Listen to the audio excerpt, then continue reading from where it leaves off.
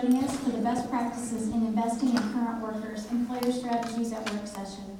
Today's panelists come from 3 different companies in the Cedar Valley who have experienced some of the repercussions of the low unemployment and skill deficits that are restraining their growth, and really in some cases it is threatening sustainability. What they're going to share with us today is how their companies are moving beyond that unemployment and how they're focusing on investing and building their existing workforces. Our hope is that you have a takeaway or 2 from this and are able to then to engage in some employee development conversations at your business. So we'll start with some introductions here. To my far right is Jamie Detmer. Jamie is a former Hawkeye Community College instructor, but he's currently with GMT, where he designs and implements all of the CNC machinist training and is in the process of initiating a CNC operator programmer certified apprenticeship. Katie Susong is immediately to my right, and Katie's from Cardinal Construction in Cedar Falls. At Cardinal, she helps guide the company's strategy. She has specific emphasis on business development, income diversification, process refinement, and team development. Katie is passionate about team member engagement and development and providing opportunities for leadership. Whitney Dungy is here in the middle. She's currently with Nestle. Whitney is a proud self-labeled HR nerd. Her passion she discovered in the field while she was attending UNI. Currently, she works in human resources for Nestle and leads the factory's training and development programs. So I'm going to start with a question to our audience. So in the United States, where do you think Iowa ranks with regard to its unemployment rate? Now I checked these the stats last week, so they might be a little lagging, but any ideas? What is it? Rosemount, yes. Iowa is ranked number 2, right behind, do you know who's first? Hawaii. I thought it was a good start. Yes, right behind Hawaii. So it really puts into perspective, really, the demographics of the struggles that we're having. We're not on a real small island, we're actually in a large, very forward-moving state. So when a great-looking candidate is hired, they often come with a skills deficit. And the skills gaps with the best workforce can still pose a challenge. And I'm going to reference William S. Burroughs, who spoke, "If you're not growing, you're dying." So what we're going to run into is we're just going to run through some questions that I have created for the panel. I've also placed a stack of yellow sheets on your tables. Feel free at any time to write down a question that you might have for the panel that might not come out of what I have created. Celia will pick them up, as well as Dustin over here on the west side of the room. So with that, let's get started. All right, folks, are there other factors outside of the limited available workforce that contribute to your company's decision to invest in developing your existing workforce? We've created a document. It's just our weekly initiative meetings. I get so excited when we get to talk about Iowa Big North because it provides opportunities for kids that they're just not exposed to.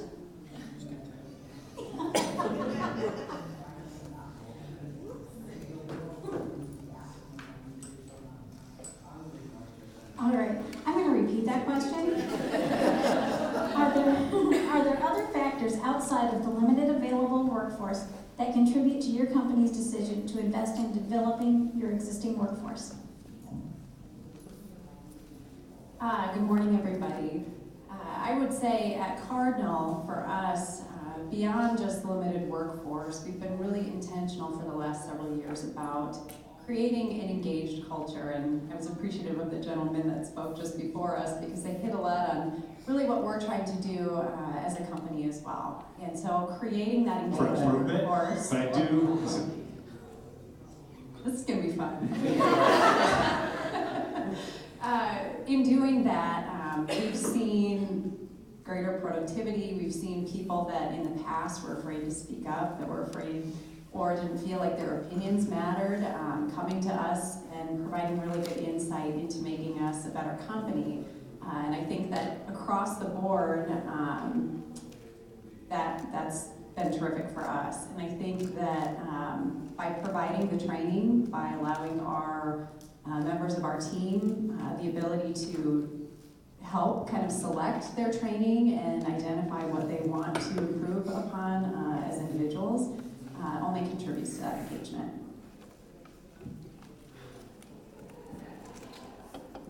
Outside factors besides the limited available workforce, let me pose a question to the audience.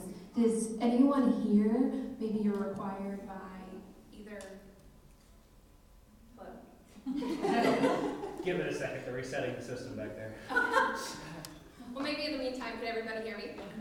Okay, so I'm going to pose a question back to you. Do any of your establishments require any kind of certifications with your business? Can I get a raise of hands? Okay, right? Hello? Still not working.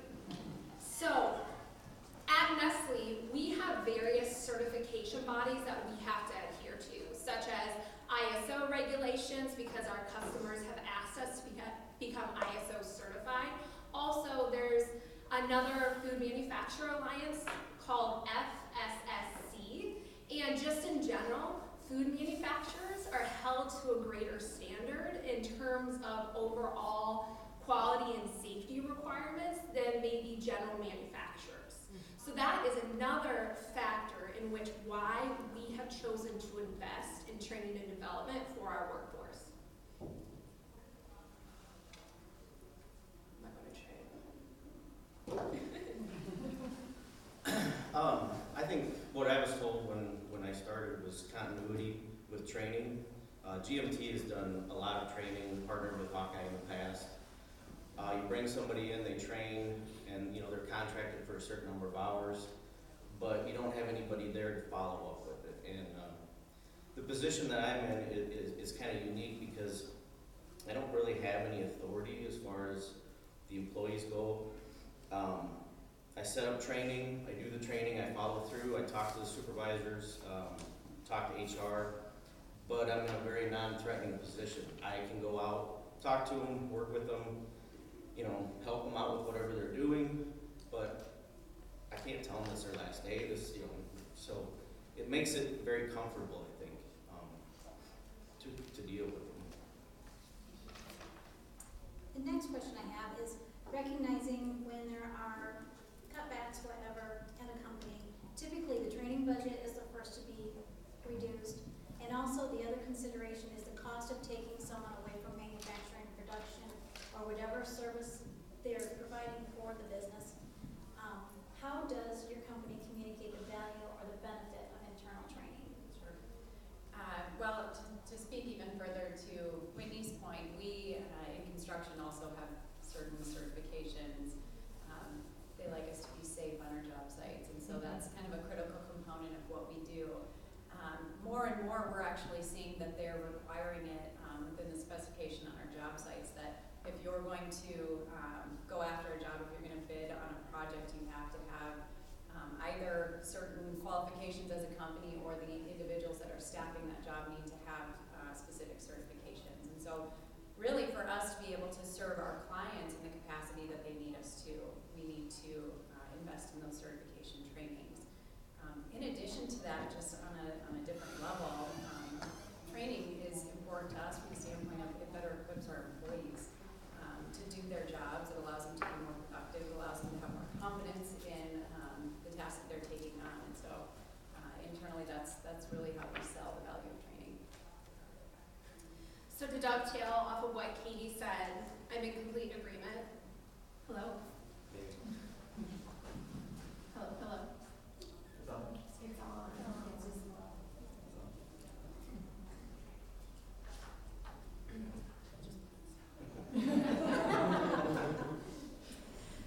To dovetail off of what Katie said, really when it comes to the benefit that training has at the Nestle location, I can tie any kind of gains, whether it's cost,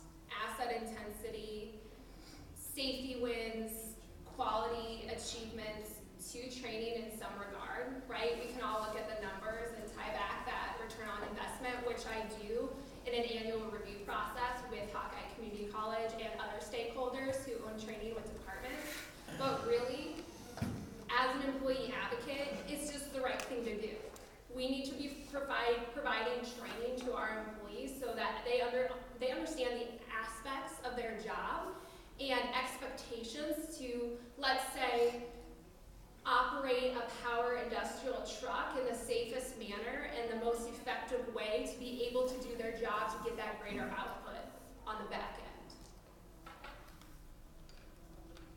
Yeah. We've all been in positions where you do something, but you don't know why you do it. And once you discover why you do what you do, it makes your job more interesting, it makes it more rewarding. And I think that's important. You know, you bring people in, and especially in this environment right now, you're bringing a lot of people in, depending on your company and what you're doing.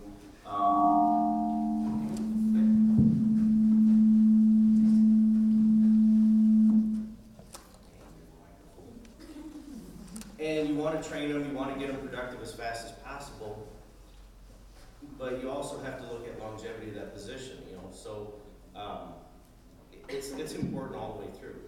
Even for people that have been there for 3 to 5 years, there's still probably aspects of their job that they're not 100% sure of. Hello? So to be able to incorporate that training on an ongoing basis, it brings value to everything.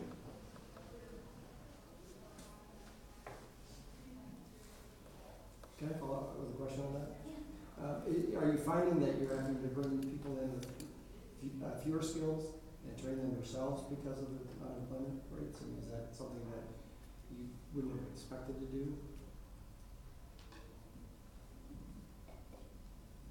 From a manufacturing standpoint, we are really taking this step with Iowa's unemployment rate being under 3%, that really, as long as you are willing to learn, are a dependable worker, and meet our minimum requirements from what we need to recruit to, we can teach you anything. And that's part of having a really robust training and development system. As long as those key soft skills are established with those employees and they have the willingness to keep improving themselves, that they can really meet the requirements of that position in-house and grow that talent internally. That's good. So that dovetails right into my third question for the panel. Typically, when businesses are running lean, they go to the model of job enlargement. So with that, how do your employees respond to training that may not fall within the wheelhouse that they were hired for? For us, I think it begins with setting the stage earlier. I think when you're having that conversation right before you're sending somebody into something that wouldn't necessarily be high fit with their position, that's not the right time to have that conversation. For us, we found that it's really helpful to establish expectations early, whether that's in the onboarding process or in performance coaching that we're doing on a regular basis. We've really tried to establish the expectation that there's going to be things that you're going to do with your job that may not be in line with what is typically involved with that job, and training goes along with that. So I think really what's critical is establishing the expectations early, and then I think you can at least limit, to some extent, pushback from having training that doesn't necessarily align with their position.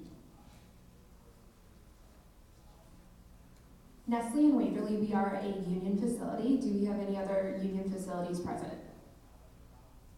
So when it comes to training, because possibly job requirements have changed, that's really a subsequent action that affects the union's working conditions. So that would be something that we would have to definitely strategize, right? We could never spring on an employee, especially from the union aspects of our business, that, hey, guess what, you're gonna be doing X, Y, Z now, right? That's something that we would have to collaborate with.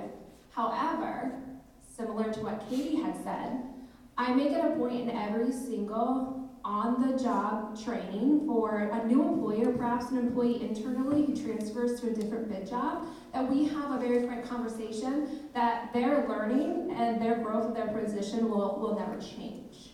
And that's a nice platform for that continuous learning mindset, and that we will continue as manufacturing rapidly changes, and also as we evolve with technology on how that's going to change their job. We set that precedence in that conversation. But in terms of training not falling into their wheelhouse for what they were hired for, it really, at Nestle, requires some reaction rather than reaction. You really don't, I mean, you don't know what you're gonna end up doing down the road. The engineers at GMT were machinists at one point. So there's always opportunities. When it comes to, because there's so many different things that go on there, if you have a welder that wants to become a machinist, if they express interest in it, we pretty much try to get them into some sort of machining training. It's not really a forced thing, it's something that they want to do, but I just think there's so many opportunities that are outside of what you initially got hired for that you really don't know until you experience it, until you figure out what's going on. So I don't see a lot of pushback from the people that I've trained so far.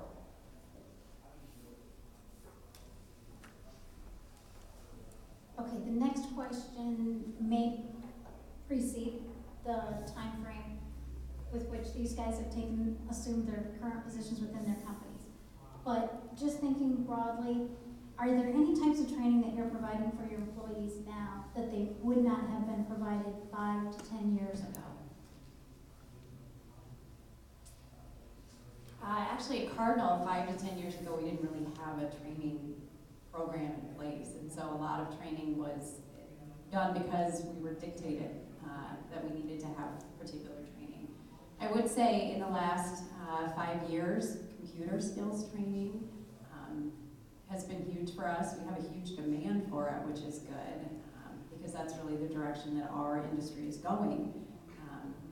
We still have people on our team that write their daily reports in pencil and send them in every day. We've taken steps to where they can scan them now and email them.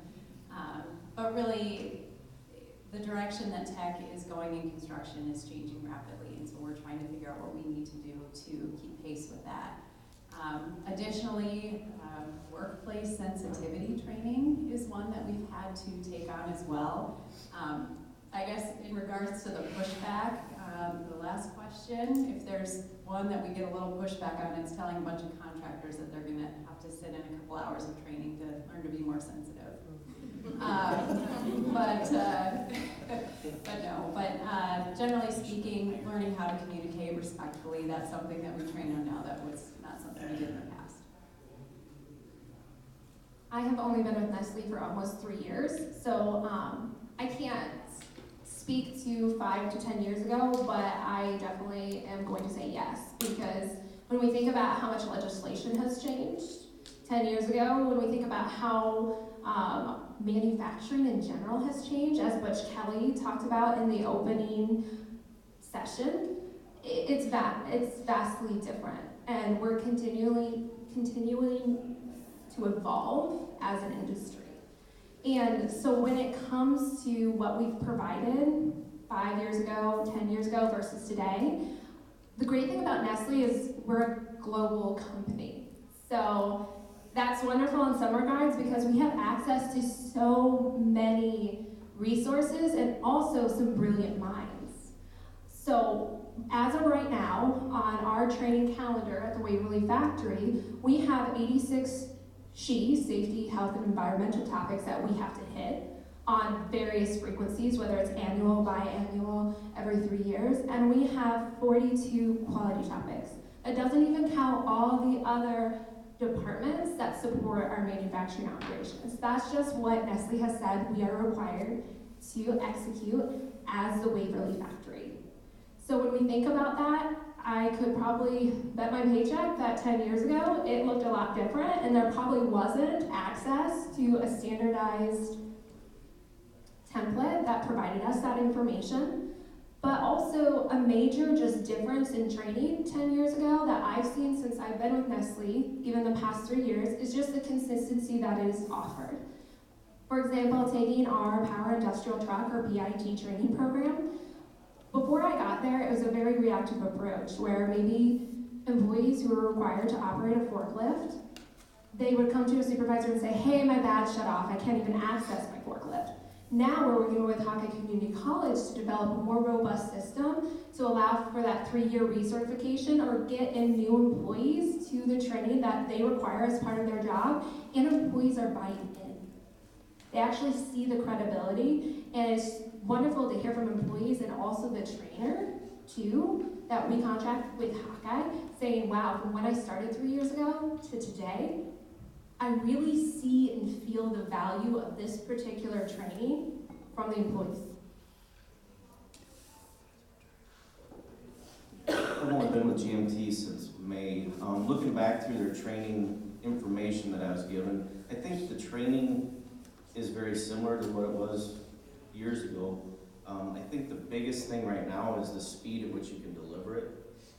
Bringing in people with little to no experience in the field, you have to kind of slow down, take a step back, not throw as much at them at one time, and in your expectation of when they'll be able to be at 100% or run on their own has to go down the road just a little bit farther. I think that's one of the biggest things.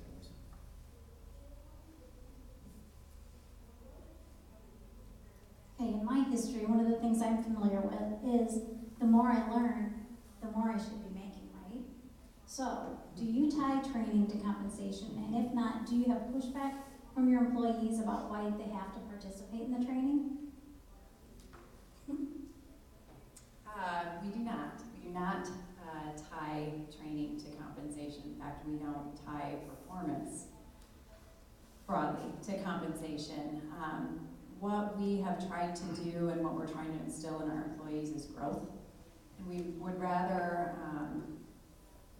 look forward than look backwards. So as opposed to having a performance review process that takes into account everything that somebody did in the past year and dictates compensation for the coming year, we've established a system in which we are doing quarterly reviews based upon an initial meeting in which an employee leads their performance session and establishes goals.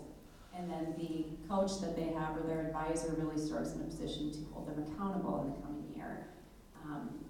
In that same manner, their training really comes from that. So if there is something, if there's a goal that they have or there's something that they really want to work towards, that feedback is taken into account when we put together their training plan. So no, we do not tie compensation directly to training, and we have so far seen some success with that, we're really kind of early in this though, and so I'm hopeful that it continues to show success, but like anything, we'll wait and see. We are exact same. No, we do not tie training and development to compensation at Nestle. But one thing that probably helps is per our collective bargaining agreement, all training has to be done on overtime, so that kind of helps with the why. If an employee comes up to me and says, well, why do I have to sit in this training? Well, you are getting time and a half too, so that's probably a little bit helpful. But no, we do not tie compensation to training. I'm not sure what's currently happening. When we start our registered apprenticeship in January, as part of the Department of Labor standards, each year the apprenticeship has to have a certain salary that goes along with that. So if you advance through the apprenticeship on target, your salary will advance along with that. Once you become a journey worker, at the end, you're at whatever the top pay is. So that part of it will be, like I said, I don't know about the rest.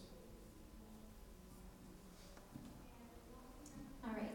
Could you please share an outcome or two that you found that truly adds value, that adds to the ability to create that environment of sustainability at your business? I hate to sound like a broken record, but I really do think that engaging our employees and allowing them the opportunity to play a role in their training plan and their success within the company has been huge for us. That is an outcome of upskilling our employees. Just when they feel more confident and they feel more competent in their ability to do their jobs, we certainly see success in that. Outside of that, in construction, the turnover rate for a company of our size, which is about 50 employees in the state of Iowa, is 21%. Our turnover rate in the last several years has averaged 7 to 11%. And so by really focusing our time and our efforts on making sure that our employees feel engaged, that they feel like they are a member of the team, we're retaining employees. And in this environment where that is really critical, it's been helpful to us. A number one outcome really driven by investing in our employees from a training perspective is Nestle has gone over 2 years without a recordable injury. And there is a collection of initiatives that have really contributed to that success, but everyone in the factory, from the floor level to the leadership team level, contributes our training program as part of that contributing factor. So 2 years without a recordable injury, huge. As a subset of that, looking at our factory and how we function from a safety level, we do an annual risk assessment of our top safety risks in our factory. PIT, forklift, and pedestrian interaction is always our top loss factor when it comes to safety. Through really building and putting time and investing into a PIT robust program has really dramatically brought that risk factor down in our loss analysis, because we are not seeing the incidents that we have before we started that initiative, and which really tie to safety increases, cost decreases, and overall better quality, because quality hits both of those, because we might have a hold due to a PIT incident.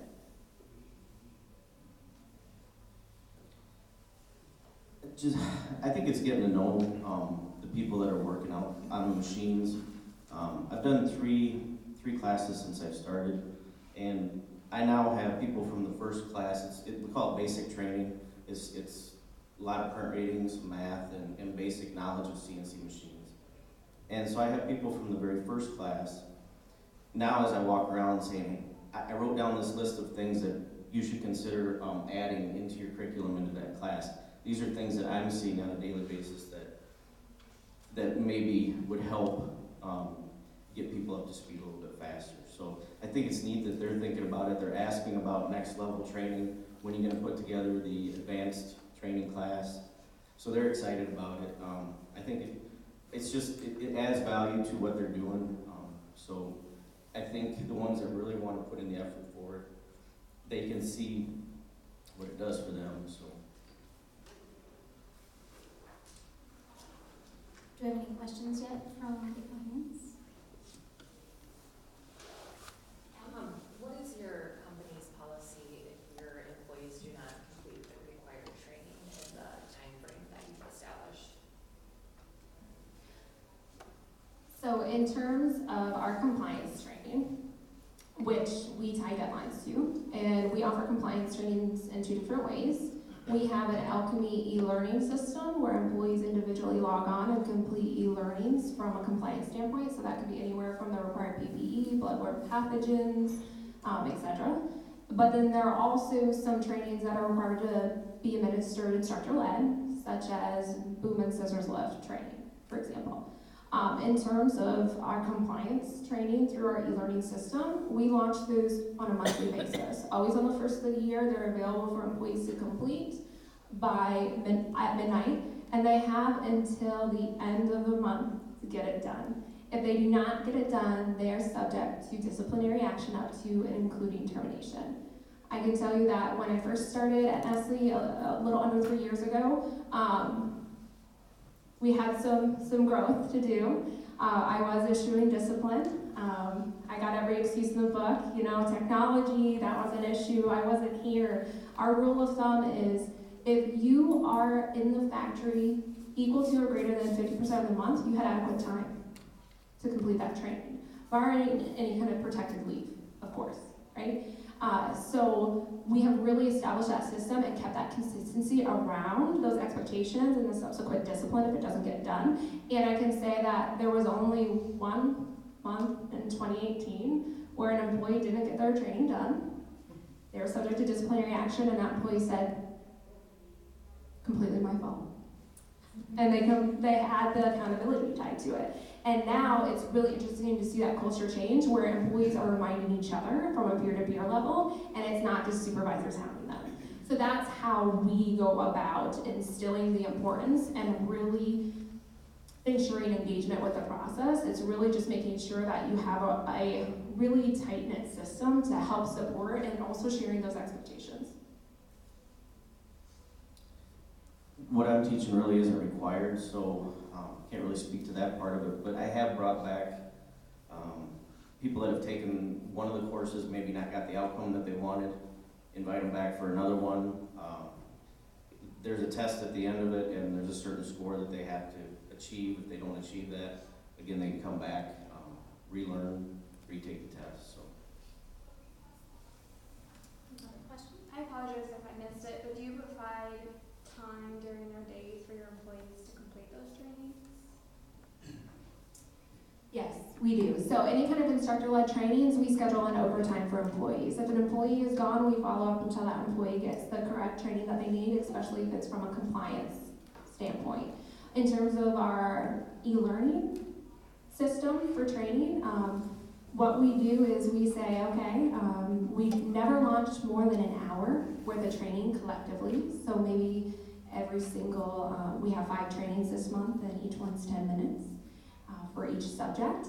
And we say within a month, you should have some time to complete those trainings, and you need to work it out with your collective work group to say, hey, gotta complete my training, it's a requirement, I'm gonna take some time. And it can be done all in 1 hour, or you can break it up throughout the 30 days that you have, or however many working days. Did you have a question before? Yeah, I just had a question in regard to transference of learning as an adult learner back into the, you have trainings and they do learn, wonderful knowledge or skills, but getting them to actually apply it to their job on a daily basis. I don't work in a manufacturing setting. I actually work in childcare, so anywhere from teachers down to an assistant teacher level on, getting that buy-in because they are busy and obviously, but that's one of the kinds of things that we see is actually the lack of transferal of the learning into the everyday workplace that we're working on. I would say for us, with regard to the training that they kind of establish on their own through their performance coaching, we do see that carry over into what they're doing. Training that is mandated, like safety training and a step further, the safety requirements that we have on our job site, less.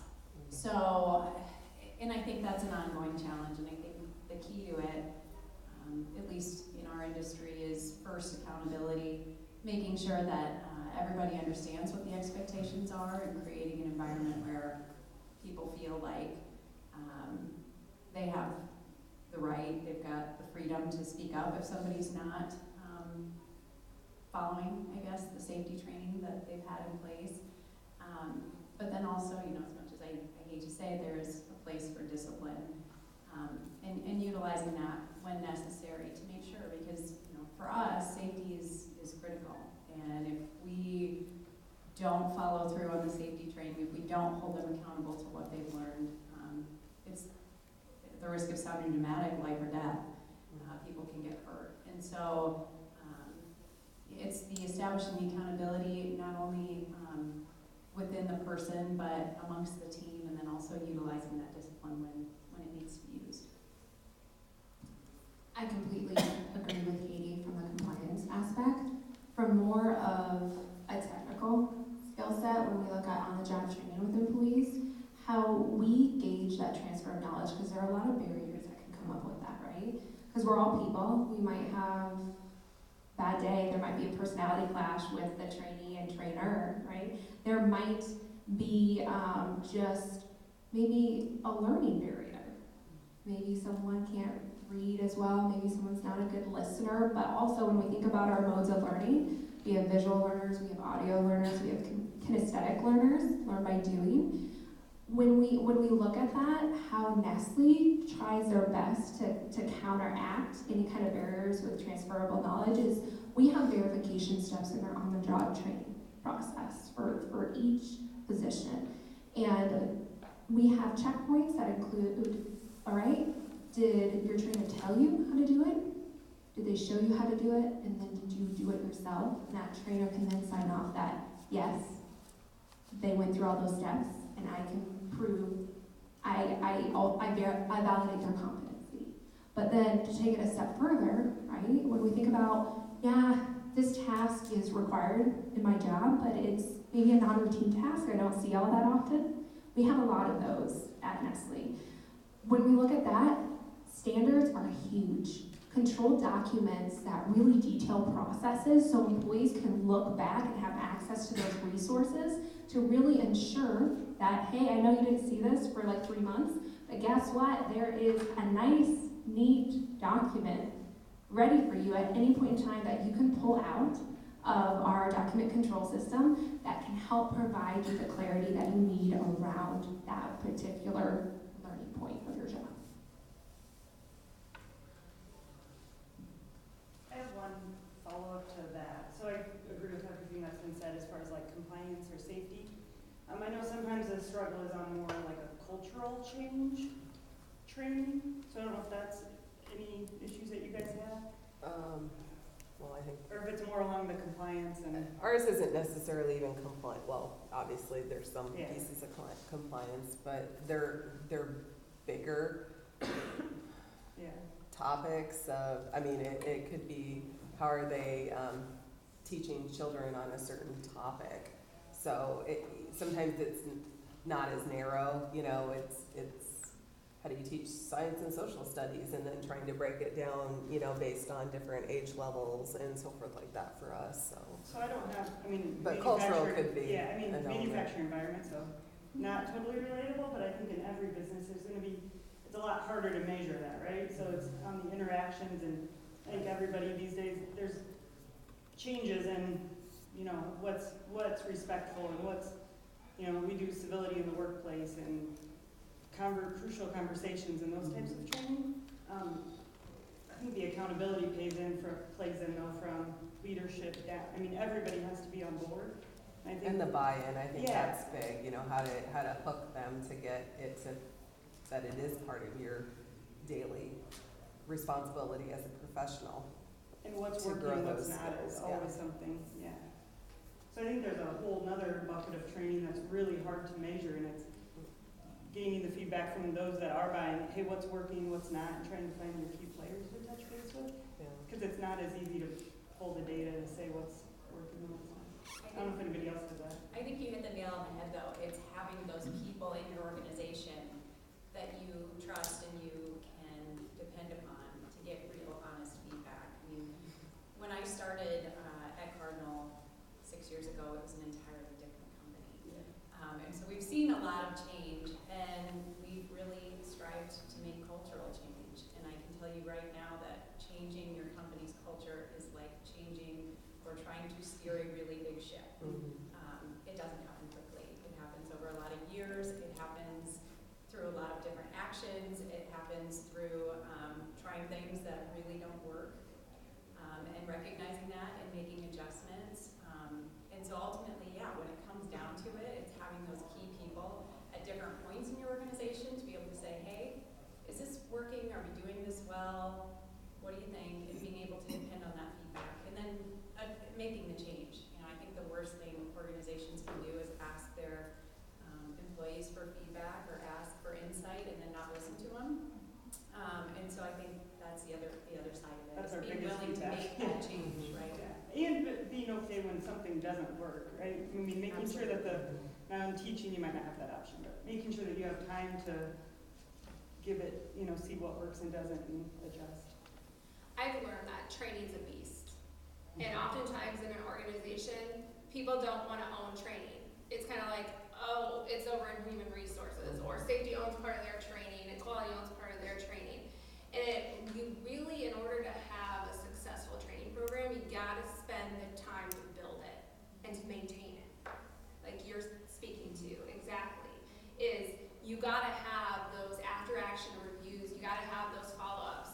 And that helps when you are building that training, because really training can be anything from compliance to technical on-the-job training to like a cultural change, really. It could be any of those gamuts. So it's really important to spend the time and get your key players involved, like we just talked about, but also to make sure that you're building credibility with what you're doing. Because the worst thing is when you go to a training and it's absolutely awful, right? It's a miss, right? But maybe it's awful because there's a lack of preparation. No one ensured it was a qualified trainer.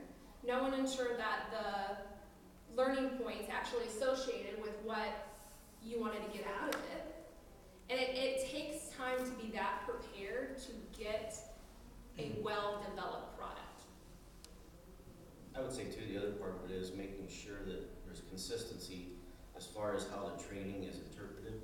Because when you have people coming in and they're really new, they're not experienced in the field, what I tell them when I'm meeting with them can automatically be just taken away by someone that's training them out on the machine and says, that's not how we do it this way. So you have to have that consistency all the way through. Otherwise, you could just as well not even do it. And I'm going to chime in on the responses this time too. I have a history with HR and training, but this is a personal experience that happened within my own team this last summer. We did some training for a business. It was a 2-week accelerated program. The students had already been enrolled in their current standard credit program, but this was just to kind of give them a little bit of an accelerated boost. There were 10 students. By the time they got to the end of the program, after 10 days, they were just like, this was crap. This is, we don't do any of this. We don't need this. At that point, then, the supervisor was in the room for that, because we did a little graduation ceremony. What he did then was explained on the wrong end. He explained to them, this is why you need this. This is why you needed this. This is why you needed this. And this is what you're going to do with it back at the workplace.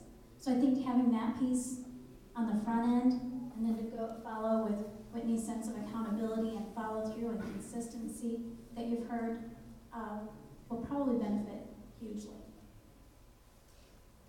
Anybody else?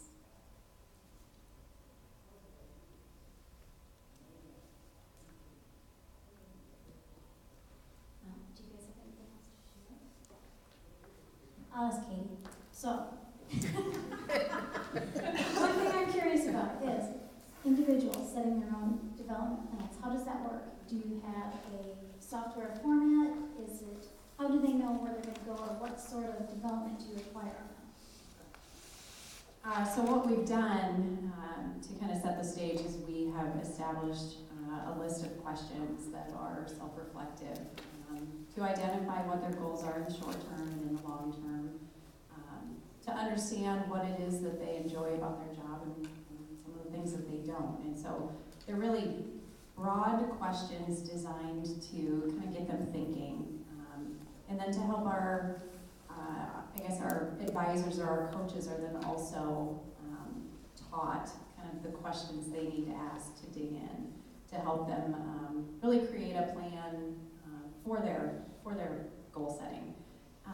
Like I said, goals are intended to be completable or achievable within a year, and the process is ongoing. So we're not setting some major goal of, I am a carpenter and next year I want to be president of the company. We're not doing anything like that. But yeah, really the goals that they establish really are designed to help them in their current position, and then also take steps, if they do desire a promotion, whether that's stepping up a level within whatever their particular craft is, or in some cases we have people that have worked out in the field for a lot of years and say, I want to be in the office, I want to manage projects. Well, that's a different path. So it really is based on the individual's desires, and then as a leadership team, we then have to manage expectations, right? Because not every person that works out in the field can be president of Cardinal Construction. So really kind of defining where it is that they can go, and then really kind of building them up within that position. So you said mentor or coach. So is that specific group of people that you kind of train to be that, or is it supervisors that you call coaches? It is supervisors that are trained to do that, yes. So certain ones, or every supervisor? So every member of our leadership team, so every one of our field superintendents, we have 10, and then our general field superintendent, and then several people in our office as well, all serve as advisors. And some people will serve in both capacities. They'll be an advisor, but then they'll also have one as well. So the idea was to put people in a position to advise that the person that is being coached can trust, that can see what they're doing on a day-to-day basis. You know, it doesn't make sense for me to be an advisor to somebody that is out welding iron, for a lot of reasons. But primarily just because I'm not a part of that, I'm not seeing their day-to-day work, I'm not there to hold them accountable. So really it was set up with the idea that their advisor is somebody that can see how they operate, and then be accountable to, understanding does that apply towards your goal? Does that help get you to where you want to be? So. Okay, next question, anybody? Abby? Just a question in regards to like financial resources to help support your training program. Most of you work for a for-profit company, but when you work for a nonprofit organization, it's really hard to have financial resources to put into your training. Utilize things before like work comp insurance will give us some, funds to do other sorts of training. But do you guys have any other ideas on how to help financially support the idea of the training program? And I've never worked for a nonprofit, so nonprofits are not eligible for 260F grants or WTEDs. WTED? So there is an opportunity with WTED where you partner with Hawkeye for some training dollars, depending. So unfortunately, nonprofits do not have access to 260F grant funds, but if you are a for-profit company, I strongly suggest looking into that. I partnered with Hawkeye. I received a $25,000 grant last year. And it's a 40-60 split, right? But my controller loved me. I gave back controller. So if you're not currently utilizing the state funds, reach out to Hawkeye Community College. We have a great relationship with them, and then we actually go a step further, and with my Hawkeye representative, I actually have a planning meeting. And we actually go through and look at, okay, based on our training calendar, what do we need to accomplish next year? And then I can build it into the budget. Because a lot of times with training, it's about being hyper-organized. So you're not going to your senior accountant or your controller and say, oh, guess what? We have to do this training next month and it's going to cost $5,000. If you really are proactive in that realm, and go in with a proposal, and you can actually allocate those dollars a year in advance, you're gonna get much further. I've developed just an Excel spreadsheet with by frequency, by department, and then I track, okay, who all needs it, and then what are the dollars equated to that, and then I can run totals for our controller. to really help budget from a yearly standpoint. We also use the 260F funding, so I'm sorry that doesn't work for you, because it's great. But I do have some experience with nonprofits, and I would say that early planning is key to getting funding set aside for training. So I think, I don't know what type of nonprofit you're with, but I think if you can get whatever your managing entity is, if it's a board of directors, if you can, when budgeting rolls around, have a training plan in place and the dollars allocated towards that as part of your budget. If you've never had it before, maybe start small. But I think that with nonprofit dollars, the key is being able to show the value and how that equates to whoever you're serving. Can I chime in? I'll go across so you can see me so I'm talking. First of all, if you have questions on the 260F, I would be happy to answer any of them. But secondly, for nonprofits that are looking for training funding, if you do not have a grant writer on staff and that is something that you can afford or can look for somebody that knows how to do it, and some people are willing to do it pro bono for nonprofits, you can utilize some types of grants that are just for nonprofits that could help with developing your staff. And secondly, there are tons of free resources. So I get an email almost every day from trainingmag.com, and they do free webinars all the time. There's like 5 a week on various different topics depending on what skills you're trying to develop. And I know not everybody's a webinar person, but there are tons of white papers on there. All their webinars are posted on the website, so you can watch previously recorded ones. But there are some different options to try to help. I can also talk to you about the WTED funds if that's something you're interested in, helping to offset the costs as well. And it's very similar to the 260F as far as split and how much and that kind of a thing too. So that was Celia even, she's on my team. I'm just here to be helpful. She also sits on a nonprofit board, so that's where she draws that from. Any questions from the group? Many of you have what I would call a professional development training or program, so that you see people who you think have potential or have expressed some interest in taking on more complex responsibilities or moving into supervision or that kind of thing, that you can say to them, we can't guarantee you a position, but we can help you kind of grow if you take optional training and do that, and then when something opens up, you might be better qualified for it. That kind of thing. Or as a rule, do you also promote from within? So do you look for talent and people have the potential to be cultivated to move into a supervisory or managerial position? We do not have a formal process in place, I guess, to identify people, and then we don't have a curriculum for training up into our leadership positions, but we definitely do, in any case that we can, promote from within. I think it's really important for people in an organization to know that they've got a place, and that they're not limited to a certain position or within the company. And so we do not have a specific curriculum, but yes, we promote from within and try to train to build skills.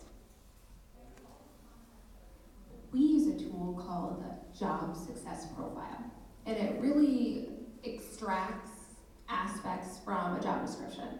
So we definitely post all of our recruiting, any job openings that we have internally, because we want to grow that talent internally. And when you have internal interviews, it's not the most favorite part of my job, working in HR, to tell an internal candidate you're just not there yet. It's kind of a hard conversation. You see the defeat on the employee's face. But this job success profile tool really helps to facilitate, okay, this is what you can do next. Because it takes aspects of the job that they want to really attain. So let's say it's a production employee, a bag line operator who's been at the company for years and now they want to move to a production supervisor role. Let's look at the job success profile and let's really make a concerted effort to say, okay, where are you lacking? here. What can we do? What kind of training, what kind of experience can we offer you? Whether it's, like I said, training, or maybe it's leading projects, or really cultivating better problem-solving skills. And what can we do for you? And really map out, give them those resources. But really, it kind of goes back to the accountability of the employee, that they're actually executing that, and they're owning their development and taking that initiative.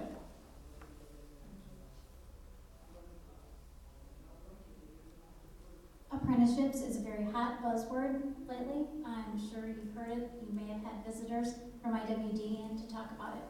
What we have the opportunity today for is the other side. So I'm going to ask Jamie this question. When GMT began developing the apprenticeship, what was the main impetus? And I will do a sidebar comment to it.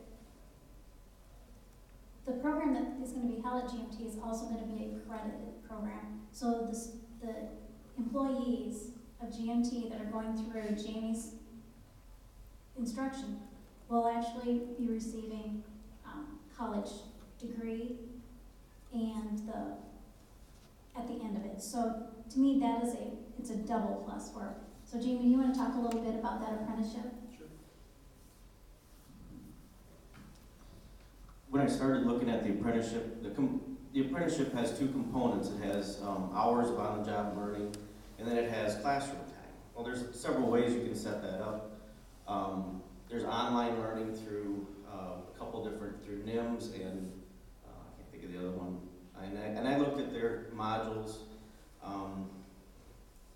and then I started looking at how we could align it with Hawkeye. Having just left teaching at Hawkeye, their curriculum is pretty solid when it comes to the CNC machining program. So I started looking at the courses that we would want to offer along with that apprenticeship, and they actually fit really well into the number of hours that were needed. So I approached Hawkeye and sat down, started kind of discussing it, and they were very receptive to it. Negotiated a tuition rate that is very favorable. Obviously, they don't have to pay the instructor because I'm doing the teaching, so I'll know more than in a year or two because we haven't started it yet, but I think it's going to work out really well. Do you think it benefits GMT as a recruiting tool?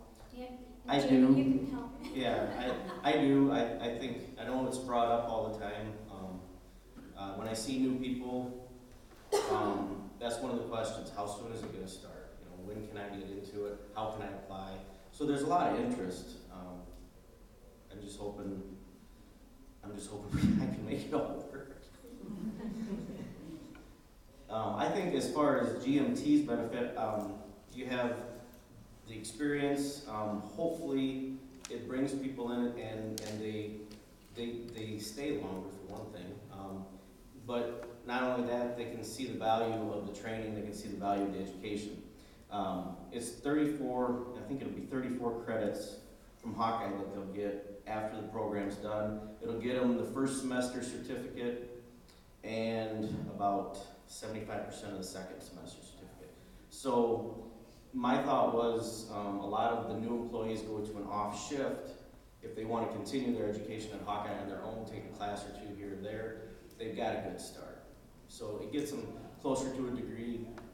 It also gets them the Journey Worker Certificate from the Department of Labor, which is nationally recognized. I have a question for you. What happens if they don't pass the program? Do they just fall out of GMT, or is there an opportunity to say, hey, maybe you didn't really hit the bar in terms of a machinist role, but maybe we know you're a really good worker, and maybe there's an opportunity in a production capacity? Are you talking about the apprenticeship or? Right now we have it set up that the expectation for GMT to pay for the classes is a C or above.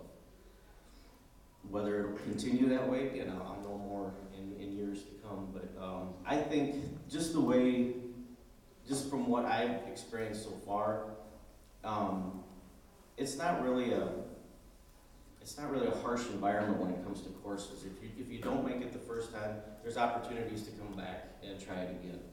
I've had people in class that are fork truck drivers, One individual got hired in at the fabrication facility to chip and grind on welds. He expressed interest in CNC machining, so I brought him into a class. He went all the way through, didn't get the outcome that he wanted. I invited him back to the second class, and he's doing really well. So I think you can't really give up on them if they want to do it. If they want the opportunity to come back, you got to do that. So are these current employees that then we have to have the opportunity to go through the apprenticeship program? So far, that's what we're doing now. Yeah. I think it'll change into like, you can recruit them in. Waverly Shell Rock High School developed a pre-apprenticeship program. So I'm hoping that's gonna have some follow through into our program as well. Is there any expectation that they stay with your company for a certain amount of time after completing an apprenticeship, or any sort of payback requirement if they leave shortly after? We had some meetings about that. Right now, I have it written up as a 3-year. After you're done with the apprenticeship, you agree to stay for 3 years. How you enforce that, I have no idea. That's what we talked about. So, I think it needs to be in place just so that you can say there's that expectation. Do we have any additional questions?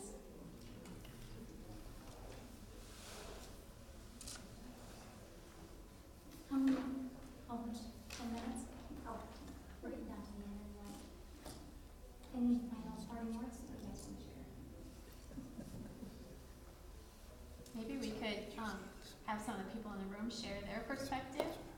I'm not sure who's in the room. It sounds like we have a couple of employers, but I'm just curious as to who's in the room and what they were hoping to get out. Sure. Want to start?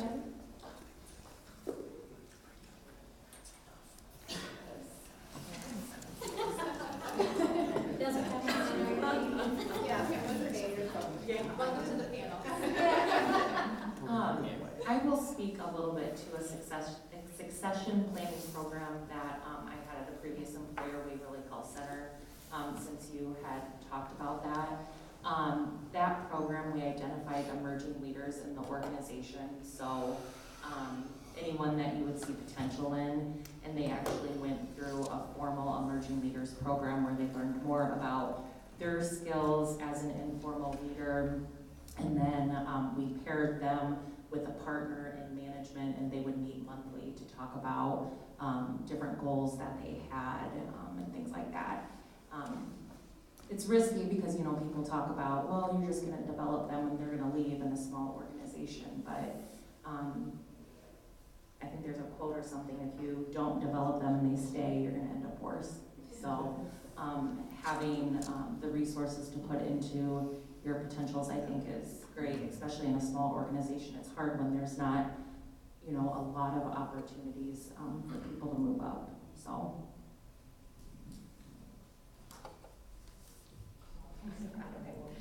Hi, I'm Kate England. I'm with the Community Foundation of Northeast Iowa, and primarily we're here because we're working on improving the quality of life for all of the Cedar Valley and Northeast Iowa and the communities that we're working in. We're working on a couple of special initiatives, and one of which is workforce readiness. So just being here as a good leader, learner and leader, I guess, and seeing where our place where we can come in and assist.